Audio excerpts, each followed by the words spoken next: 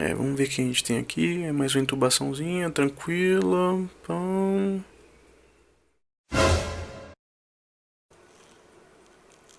Olá, platonista! Meu nome é Lucas Valente e eu vou falar sobre um dispositivo de via aérea bem interessante que é o buge.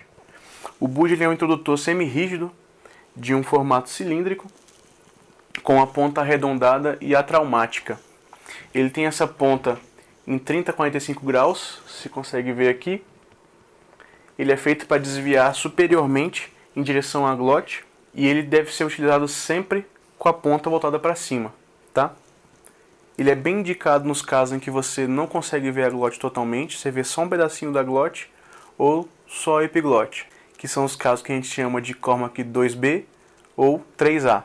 Mas ele também pode ser utilizado para intubação às cegas com a ponta voltada para cima, sempre com a ponta voltada para cima, onde ele tenta alcançar a glote orientado pela anatomia, que é centralizada e anterior. Então, com essa anatomia em mente, você pode tentar fazer uma intubação às cegas com um buge para você conseguir alcançar a glote do paciente em uma intubação com sucesso.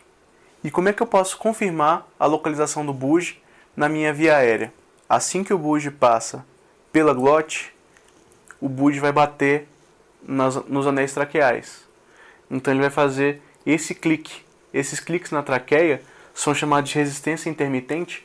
Eles são uma indicação que está no lugar certo. Outra indicação que também está na via aérea é introduzir o buge até sentir uma leve resistência. Se você sentir uma resistência, é que você está provavelmente num brônquio distal. Não deve insistir, entendeu? Sentiu a resistência, para. Você provavelmente deve estar na via aérea e recua um pouco. Porque se você continuar insistindo, você corre o risco de fazer uma lesão brônquica nesse paciente. Não é uma coisa que a gente quer. Se você tiver entubado o esôfago do paciente não tem anel traqueal, como é de se esperar, então você não vai ter os cliques dos anéis traqueais e nem vai ter resistência, porque ele vai passar pelo esôfago, pelo estômago e não vai chegar numa via aérea distal igual a gente tem no pulmão. E como é que eu vou utilizar o meu buge? O meu buge ele pode ser utilizado sozinho, então eu vou laringoscopar o meu paciente. Laringoscopo meu paciente.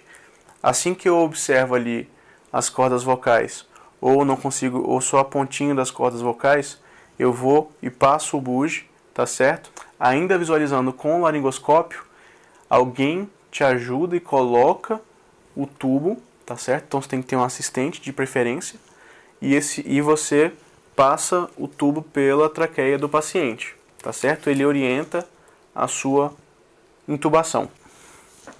Então como é que funciona? Finge que aqui você tem a corda vocal, você viu, passou o buge pela corda vocal do paciente, acoplou o tubo e o tubo vai ser orientado para a corda vocal do paciente, tá certo?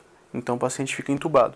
A outra forma que você tem de fazer também é com o tubo já no buge. Aí você se pergunta, mas se o tubo no buge ele vai ficar sambando aqui, né, indo para frente e para trás? Só que não necessariamente. Todo tubo tem essa pontinha, tá certo? Que é a pontinha do tubo normal, já. E lateralmente ele tem um outro orifício aqui. Esse orifício lateral aqui é chamado de olho de Murphy, tá bom? Então a gente vai utilizar esse olho de Murphy para você fazer a sua ancoragem do seu tubo. Você passou o tubo no buge e a ponta desse buge que está aqui, você vai inserir no olho de Murphy, que a gente tinha falado anteriormente. E voilá, você tem você tem a sua ancoragem do seu tubo com um buge, que é chamado em inglês de kiwi do canto grip, tá certo? Ele não vai deixar o seu tubo escorregar. Então você vai pegar, você pode bater, pode fazer o que for, que ele não vai sair do lugar aqui, nada tira ele daqui. Como é que você vai fazer? Passou o buge, confirmou a posição do buge, os cliques traqueais, tá certo? Confirmou, você vai desfazer o seu grip e correr o tubo para intubação. Pronto, correu o tubo, pronto, o paciente está entubado. Duas dicas importantes é que sempre que você for passar o tubo pelo buge, esteja sempre laringoscopando o paciente, tá certo? Se você laringoscopar o paciente, você tem a menor chance do seu tubo ficar batendo em alguma estrutura mole ali que não está deixando o seu tubo passar. Segunda dica, às vezes mesmo com você laringoscopando, você fica batendo o tubo em alguma coisa que você não deixa entubar o paciente. Geralmente isso está relacionado ao tubo batendo nos aritenoides. Então o que você pode fazer? Você vai entubar o seu paciente e na hora que você sentir essa resistência, você volta 2 centímetros e quando você for adiantar, você gira 90 graus em sentido anti-horário. Quando você faz isso, o seu tubo, você girar aqui em sentido 90 graus, a parte inferior fica livre aqui, que é onde ficam as aritenoides. Então a sua intubação tem uma chance maior de sucesso quando você tem essa resistência.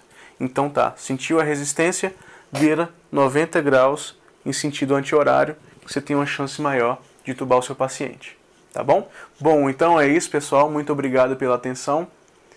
Pode deixar nos comentários sugestão para outros temas que a gente pode discutir aqui. E até a próxima e um grande abraço a todos.